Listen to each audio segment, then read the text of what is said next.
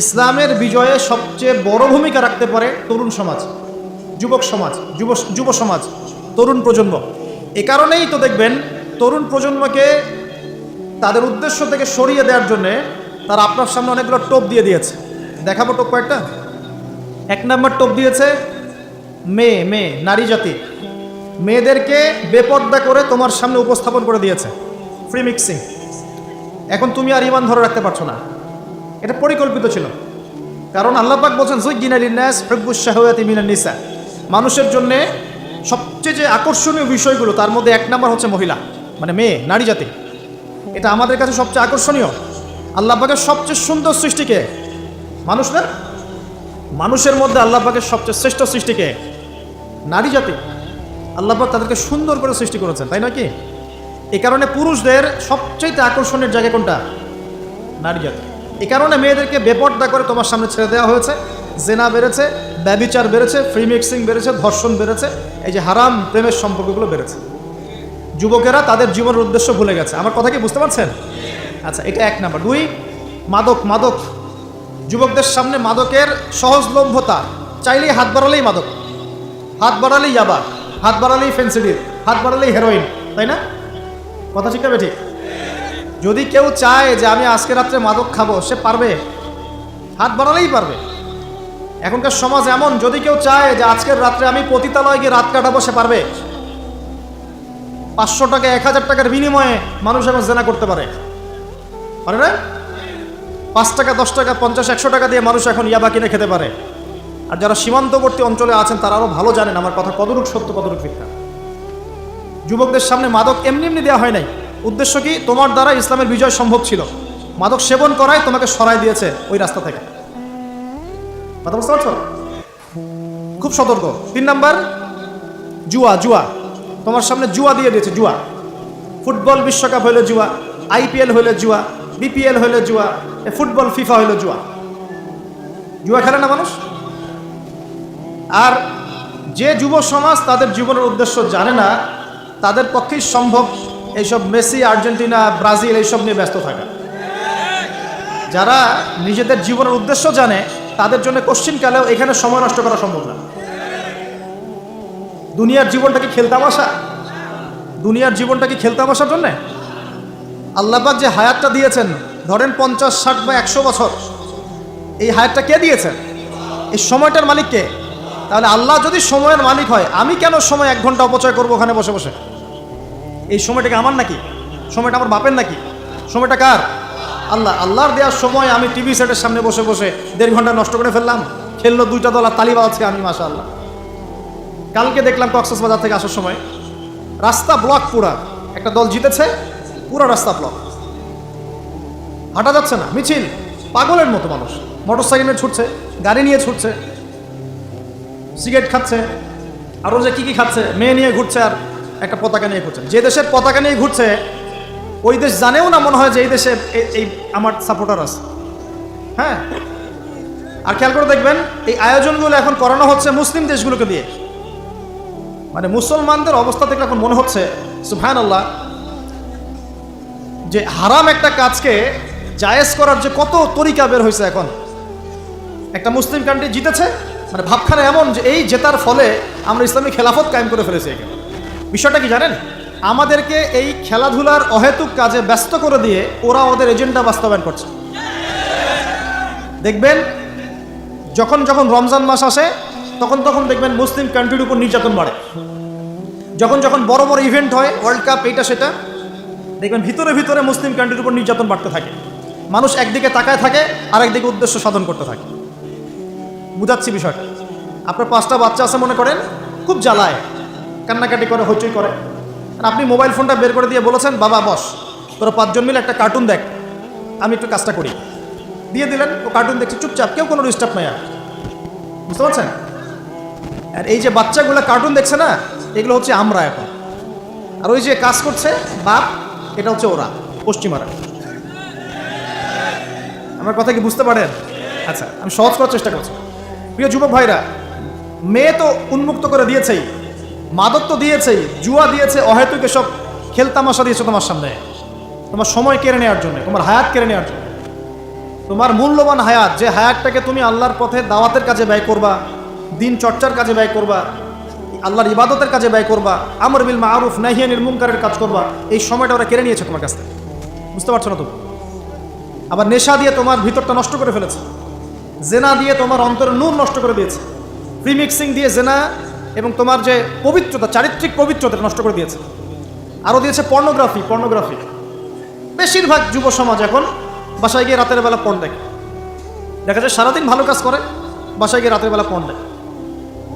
Pornography দেখে না বা দেখে নাই কখনো, এমন একটা ছেলে খুঁজে পাওয়া যাবে না এখন। আর যখন আপনি এগুলোতে অভ্যস্ত হয়ে যাবেন, তখন শরীর খারাপ হয়ে যাবে, মন ভালো থাকবে না, আপনি একাকী গোপন পাপ করবেন, শরীর দুর্বল হয়ে পড়বে। একটা মেয়ের দিকে আপনি সম্মানের চোখে তাকাতে পারবেন না, মনে হবে মেয়ে মানেই মনে হয় ভোগের বস্তু। পর্ণে আসক্ত যারা, তারা কোনো কাজে শান্তি পায় না, অস্থির। এমনকি তারা যদি বিয়ে শাদীও করে, তবু বৈবাহিক জীবনে সুখী হতে পারে না। কেন জানেন? নিজের শক্তি ক্ষমতাগুলো আগেই নষ্ট করে ফেলেছে। এবং অনেকগুলো মেয়ে যখন আপনি দেখবেন নগ্ন, তখন আপনার স্ত্রীকে আপনার কাছে সুন্দর মনে হবে না, মনে হবে এই মেয়ের চেয়ে মনে হয় ওই মেয়েটা সুন্দর, এর চেয়ে মনে হয় ওইটা সুন্দর। আর মেয়ের প্রতি সম্মান তো থাকবেই না, মেয়েকে মনে হবে একটা ভোগের বস্তু। যত বেশি পর্নোগ্রাফি বেড়েছে, তত ধর্ষণ বেড়েছে। দেখেছেন? পর্ন যত বেড়েছে, ধর্ষণ তত বেড়েছে। এমনকি ছোট ছোট বাচ্চারা পর্যন্ত রেহাই পাচ্ছে না। দেখেন না, ছোট ছোট বাচ্চা, 5 বছর 10 বছরের বাচ্চারা, মেয়ে বাচ্চাদের কথা বলছি, এদেরকেও ধর্ষণ করা হচ্ছে। যাদের ঘরে কন্যা সন্তান আছে, তারা খুবই এখন বিপর্যয়ের মধ্যে আছেন আপনারা, আমরা। কারণ সমাজটা তো নষ্ট হয়ে যাচ্ছে। আপনার মেয়েকে কতদিন ধরে রাখবেন? বাইরে তো পাঠাতেই হবে। বাইরে পাঠালে দেখবেন মেয়ের সম্মান নাই, পর্দা নাই, মেয়েকে জোর করে ধর্ষণ করা হচ্ছে। বাসে, ট্রেনে, অটোতে, অমুকে তমুকে, ট্রাকে মেয়েকে ধর্ষণ করা হচ্ছে। আর প্রত্যেক ধর্ষকের তো আর ইসলামিকভাবে বিচার হচ্ছে না, হচ্ছে? যদি একটা এলাকায় ধর্ষণ হতো আর ধর্ষককে জনসমক্ষে ডেকে ফাঁসি দেওয়া হতো না, তাহলে দেখতেন যে ওই এলাকায় ধর্ষণ বাড়তো না, কমে যেত। যদি একটা এলাকার চোরদেরকে জনসমক্ষে নিয়ে এসে হাত কেটে ফেলা হতো, তাহলে বুঝতেন চুরি কাকে বল। ভয়ে চুরি করতে পারতো না মানুষ। আর ভাগ্য ভালো যে এই নিয়মগুলো এখন নাই। কেন ভাগ্য ভালো বললাম? ভাগ্য ভালো কেন বললাম? কারণ এই নিয়ম যদি এই মুহূর্তে চালু করা হয়, এই মুহূর্তে যে এখন এই সেকেন্ডের মধ্যে চালু করা হয়, তাহলে অনেক বড় বড় রাঘব বোয়াল যারা আছে, ওদের হাত থাকবে না। কথা বুঝতে পারছেন না? কেউ চুরি করে সিসকা চোর বলি আমরা, না কি বলেন আপনারা? ছিচকা চোর বলেন। কেউ আছে চুরি করে পুকুর চুরি করে। সিসকা চোরকে ধরতে বলে রাস্তাঘাটে কি মাইটটা দেওয়া হয়, তাই না? মনে হয় যে নিজের শক্তি খাটানোর একটাই জায়গা চোর পিটানো। মসজিদে যদি একটা চোর ধরা পড়ে, কি মাইটটা মারে, খুঁটির সাথে বেঁধে একদম জুতা স্যান্ডেল দিয়ে। আর সামনে যে পুকুর চুরি করে বসে আছে, কিছুই করতে পারতেছে। কি কথা মিথ্যা কথা বলছে? যদি একটা মুসলিম রাষ্ট্রের মধ্যে দুর্নীতি না থাকতো না, মুসলিম রাষ্ট্র বিশ্বকে নেতৃত্ব দিত ইনশাআল্লাহ। যদি কোনো মুসলিম রাষ্ট্রের মধ্যে দুর্নীতিটা না থাকতো না, তাহলে দেখতেন ওই রাষ্ট্র অবশ্যই বিশ্বকে নেতৃত্ব দিত ইনশাআল্লাহ। এমন অনেক অমুসলিম রাষ্ট্র আছে যেগুলো অমুসলিম হওয়া সত্ত্বেও ওদের মধ্যে কোনো দুর্নীতি নাই, জানেন? আল্লাহ পাক আমাদের সবাইকে পরিপূর্ণ মুসলমান হওয়ার তৌফিক দান করুন। দেখেন, আল্লাহ পাক বলেছেন, উদখুলু ফিস সিলমি কাফা, তোমরা পরিপূর্ণরূপে ইসলামে প্রবেশ করো। এখন আমি যদি নামাজও পড়ি, আবার ঘুষও খাই, এদিকে রোজাও রাখি, আবার সুদও খাই, আবার এদিকে আমি হজমরাও করি, অন্যের সম্পদ আত্মসাৎ করি, মাপে কমও দেই, মজুদদারি করি ইত্যাদি, আমি কি পরিপূর্ণ মুসলিম? আমি কি উদখুলু ফিস সিলমি কাফার উপর আমল করতে পেরেছি? আর আল্লাহ পাক এখানে বলছেন, ওয়ালা তামুতুন্না ইল্লা ওয়া আনতুম মুসলিমুন, পরিপূর্ণ মুসলমান না হয়ে তোমরা মৃত্যুবরণই করিও না। করলেই সমস্যা। পরিপূর্ণ মুসলমান না হয়ে মারা গেলেই সমস্যা। কি সমস্যা? ওই যে আল্লাহ পাক বলবেন, মান রব্বুক, বলবে লা আদরি, আমি তো জানি না। কারণ পরিপূর্ণ মুসলমান হয়নি তো, আল্লাহর সাথে শিরক করেছে। আল্লাহ পাক বলবেন, মা দীনুক, বলবে লা আদরি, আমি জানি না। মা দীনুক উত্তর কেমন করে দিতে পারবে? ইসলামের কিছু অংশ মানে, কিছু অংশ মানে না। ইসলামের কিছু অংশ মানে, নামাজ, রোজা, হজ, যাকাত, তাসবিহ, তাহলিল সবই মানে, কিন্তু সুদ ছাড়তে হবে, ঘুষ ছাড়তে হবে, জেনা করা যাবে না, মদ খাওয়া যাবে না, দুর্নীতি করা যাবে না, মানে না। তাহলে মা দীনুক কি উত্তর দিবে? মান নবিয়ুক, কে নবী? উত্তর কিভাবে সম্ভব? নবীর সুন্নতি তো নাই গায়ের উপরে, চেহারায় নাই, কাপড়ে নাই, চলাফেরায় নাই, ওঠা বসায় নাই, ইবাদতে থাকলেও অর্থনীতির মধ্যে নাই, অর্থনীতির মধ্যে থাকলেও সংস্কৃতির মধ্যে নাই, সংস্কৃতিতে থাকলেও সমাজে নাই। নবীর সুন্নত কি খালি ঘরে তসবি টেপার মধ্যেই? মানে আমরা খালি সুবহানাল্লাহ পড়বো এটাই সুন্নত, দাড়ি ছেড়ে দিব এটাই খালি সুন্নত, টাকটার উপরে কাপড় পরবো এটাই কি খালি সুন্নত? সমাজের মধ্যে সুন্নত নাই, অর্থনীতির মধ্যে সুন্নত নাই, ব্যবসা বাণিজ্যের সুন্নত নাই, চাকরি বাকরিতে সুন্নত নাই, পরিবারের সুন্নত নাই, সংস্কৃতির মধ্যে সুন্নত নাই, আর রাষ্ট্রের কথা বললাম না, ওটা বাদ দেন, ওটা এই যুগে সম্ভব না। ইল্লা মাশাআল্লাহ, যদি আল্লাহ পাক না চান। ওইদিকে আমি কথাই বলতে চাচ্ছি না, আমি সমাজ পর্যন্তই আছি, আর এর উপর যাচ্ছি না। তো প্রিয় ভাইরা, যুবক ভাইদের কথা বলে আমি সামনে যাব। 1 নাম্বার কি বলেছি, তোমরা সতর্ক থাকবে মেয়ে থেকে। কি থেকে? মেয়ে থেকে 100 হাত দূরে, 100 হাত। মানে আমি বলি, পরামর্শ দেই, আমি তোমাদের ভাইয়ের মতো, ছোট হই আর বড় হই, আর আমাকে এইসব আল্লামা শায়েখ এইসব বলার দরকার নাই। আমি একদম তালেবে ইলম, এখানে বড় বড় অনেক আলেম ওলামায়ে কেরাম আছেন, আমি খুব বিব্রত বোধ করছি কথা বলতে। আমি জানি যে হকপন্থী ওলামায়ে কেরাম যারা, তারা আমাদের মতো অনলাইনেও আসেন না, এই ফেসবুক ইউটিউবে ভিডিও পাবেন না, এমনও আলেম বাংলাদেশে আছেন জানেন, যারা বহু আলেম তৈরি করছেন, মাদ্রাসা খেদমত করছেন। তো তাদের সামনে আমাদেরকে যখন এইভাবে টাইটেল দেন, লজ্জা লাগে, বিব্রত বোধ করি। শেখার কোনো শেষ নাই। আমি একসময় মনে করতাম যে আমি যখন ইন্টারমিডিয়েটের পর থেকে চর্চা করা শুরু করছি, অনার্স মাস্টার্স পর্যন্ত, মনে করছি যে হ্যাঁ, মনে হয় ইসলাম সম্পর্কে ভালোই জানছি।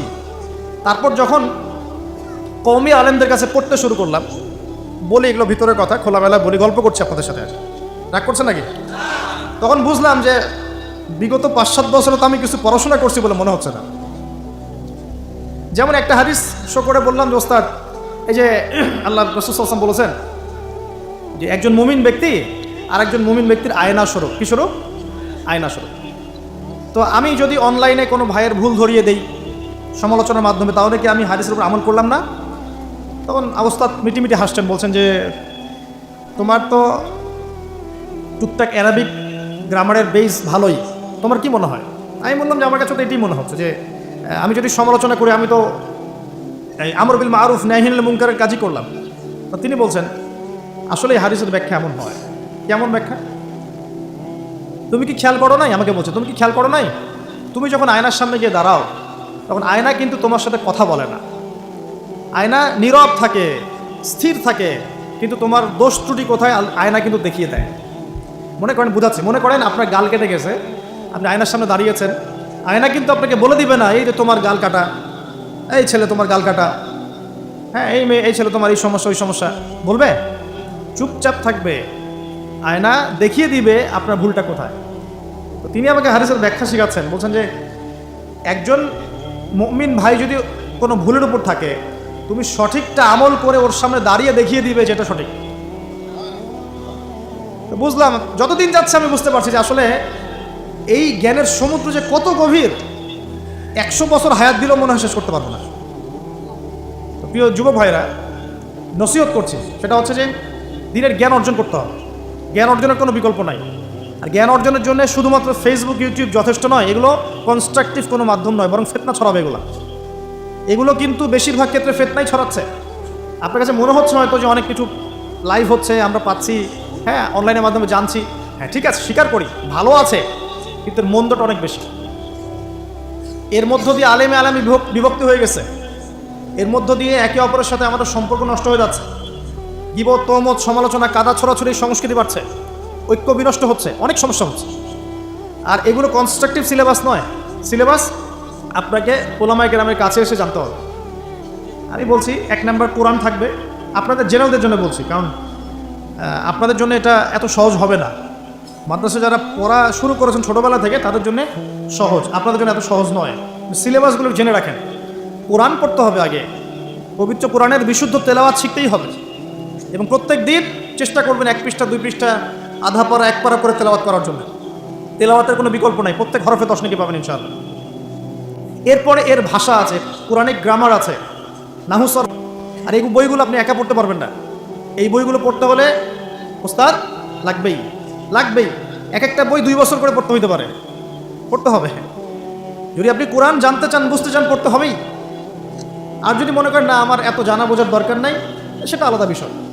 তখন আপনি ওলামায়ে কেরামের কাছে গিয়ে জিজ্ঞাসা করে মাসআলা নিয়ে নেবেন। এখানে একটা কথা বলে দিই, এখন আবার একটা নতুন আমি ফিতনাই বলবো বের হয়েছে যে আলেম ওলামার প্রয়োজন নাই, কোরআন হাদিস বাসায় পড়বা, নিজে একা একাই মুস্তাহিদ হয়ে যাবা। অনেক দিনই ভাইকে দেখছি আমি, যুবক ইয়াং, তার আগে বিপদগামী ছিলেন, হেদায়েত হয়ে ইসলামের দিকে এসেছেন, এখন প্রথমেই সহিহ বুখারী টান দিয়ে পড়া শুরু করে। কে বললো আপনাকে প্রথমে সহিহ বুখারী পড়তে? আপনি কি এক লাভ দিয়ে এই মেডিকেল সায়েন্সের বই পড়তে যাবেন? এত কঠিন কঠিন বই আগে কেন? এই বইগুলো পড়তে ওলামায়ে কেরামের 15-20 বছর সময় লাগে।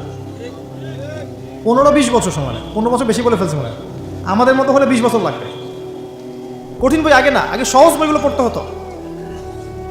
তো ভাবখানা তখন দেখা যায় এমন, কয়েকটা হাদিসের কিতাব পড়ে, কোরআনের কিছু অনুবাদ পড়ে, আলেম ওলামার আর দরকার নাই, কোনো মাযহাবেরও দরকার নাই, আমি নিজে একাই মুস্তাহিদ।